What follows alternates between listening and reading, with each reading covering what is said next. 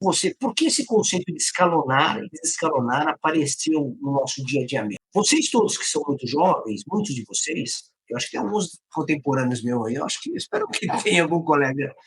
O que aconteceu, pessoal? Esse conceito ele é mais contemporâneo, ele vem junto aos conceitos, aos conhecimentos melhores da sepse. Quando a gente começa a entender melhor a fisiopatologia da sepse, começa a se preocupar que a doença sepsis, a síndrome séptica, quanto mais você atrasa o antibiótico, quanto mais você demora em poder tratar especificamente o agente bacteriano, maior a mortalidade do doente. Eu não sei se algum de vocês já viram, eu tenho um post publicado sobre isso lá no feed do Instagram, uma curva bem importante do Kumar. O Kumar é um médico pesquisador do Canadá, da McMaster, que é uma universidade importante do Canadá, uma universidade muito legal, porque já produziu conteúdo de PBL, de medicina, problemas, né, prática baseada em evidência, medicina baseada em evidência, e essa universidade tem pesquisadores muito fortes na área de clínica nossa. E o Kumar é um deles. Ele produziu, logo no começo de 2000, eu tenho essas publicações feitas, eu coloco até um gráfico para mostrar para vocês lá, que quanto mais você atrasa o antibiótico nos quadros de sepsis definida, sepsis com choque séptico, maior a mortalidade do doente. Então, veja só, quando você atrasa isso até 72 horas, por exemplo, a mortalidade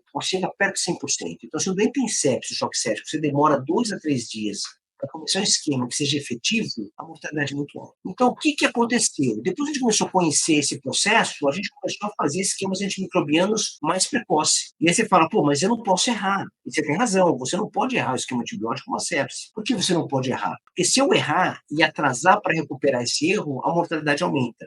A cada hora que passar, cada meia dúzia de hora, esse doente vai acabar morrendo mais. Então, o que aconteceu conosco? Então, quando a gente recebeu o sepse, eu tinha por obrigação de fazer um esquema muito amplo, muito escalonado. Aí veio o primeiro conceito. E se o doente respondesse bem, eu sabia que o esquema estava indo bem, e obviamente que não era, se ele traz com 2, 3 antibióticos, esse esquema com 3 antibióticos não seria todos necessários para combater aquele processo de infecção, que é um agente bacteriano que você poderia combater. Então, você teria que desescalonar depois de um período de melhora clínica, de acordo com as suas evidências. Se tivesse evidência, por exemplo, microbiológica, tivesse uma evidência clínica efetiva, alguma coisa que te desse o direito de desescalonar o esquema antibiótico, entendeu isso? Então, o primeiro conceito forte de escalonar, ele começa de maneira assim, pulverizada, que todo mundo fala a mesma língua. Por exemplo, eu estou falando isso e você já ouviu falar isso várias vezes. Então, isso aparece com a sepse. Porque o que aconteceu no passado? Deixa eu contar isso, que é um negócio muito legal. Se você conseguir entender, você vai entender melhor essa base do escalonamento do esquema microbiano. Quando nós lidávamos, por exemplo, com grãos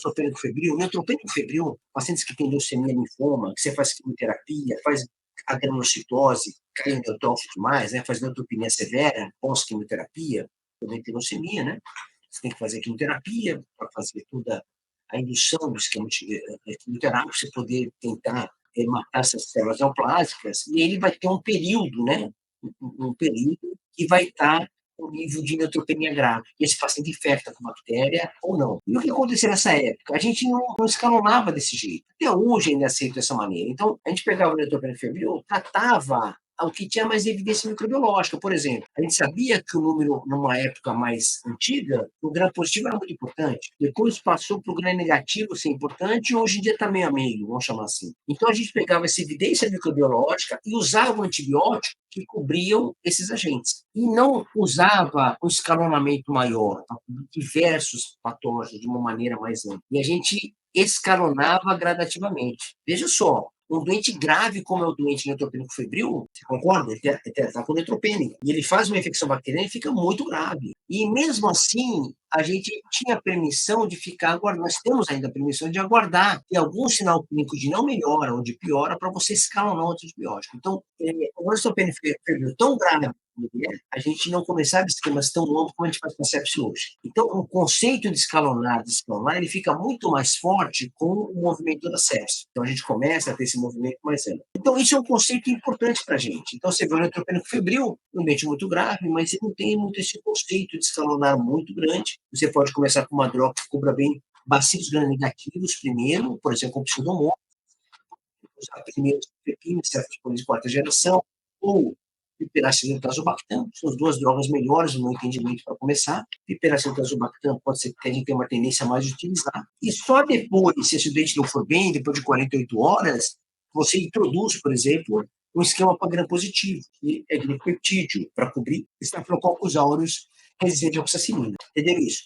Aí você fala, mas professor, se ele começar por estafilococcus aureus resistente à oxa, de cara, não vai morrer mais? Então, essa é a pergunta. Não, as evidências mostram que não, que permite. Por que não? Porque as infecções por bacillos negativos têm uma infectividade e virulência maior do que as infecções de cocos gram-positivo para o febril.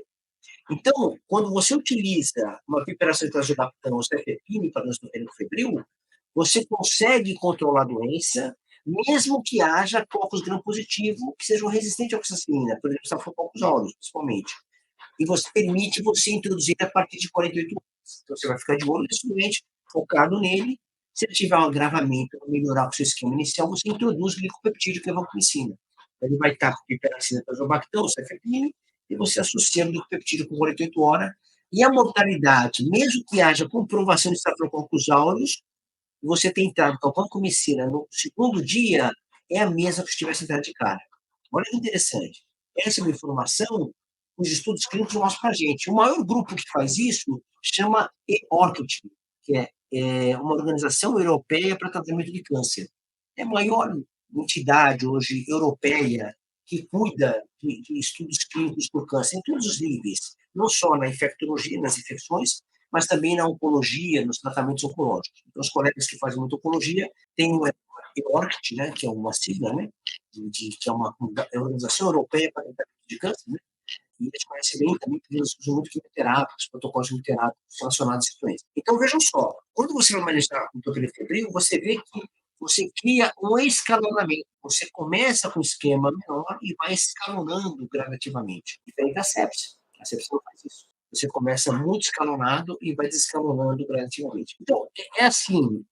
Por que isso? Porque a gente tem feito isso? Porque as evidências científicas mostraram isso para a gente. Não é porque, veja só, o paciente com febril, febril é tanto grave tanto quanto sepse, em termos de gravidade, quanto infecção bacteriana, evolui muito mal, porque a doença de base é muito agressiva também. Mas por que a gente tem essas diferenças? Porque as evidências científicas mostraram isso. Estudos clínicos bem feitos mostraram que há uma diferença desse manejo e você pode fazer isso com tranquilidade.